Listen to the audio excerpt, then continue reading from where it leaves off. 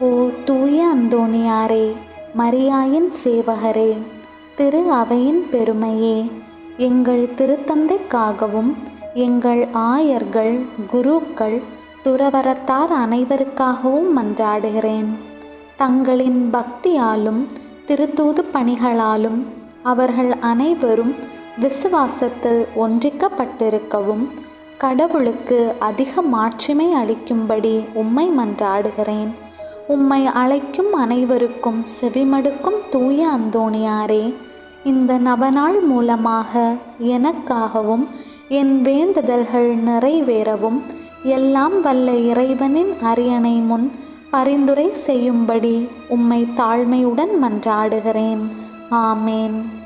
உங்கள் வேண்டுதல்களை மௌனமாக சொல்லவும்.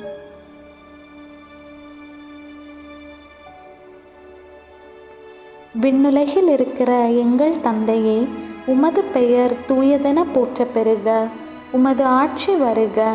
உமது திருவுள்ளம் விண்ணுலகில் நிறைவேறுவது போல மண்ணுலகிலும் நிறைவேறுக.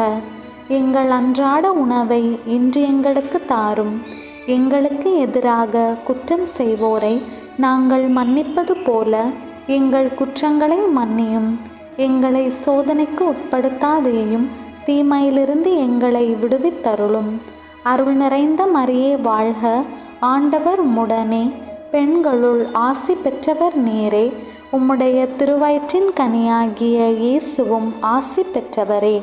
புனித மரியே, இறைவனின் தாயே, பாவிகளாயிருக்கிற எங்களுக்காக இப்பொழுதும் எங்கள் இறப்பின் வேளையிலும் வேண்டிக்கொள்ளும். ஆமேன். தந்தைக்கும் மகனுக்கும் தூய ஆவியாருக்கும் மாட்சி உண்டாவதாக.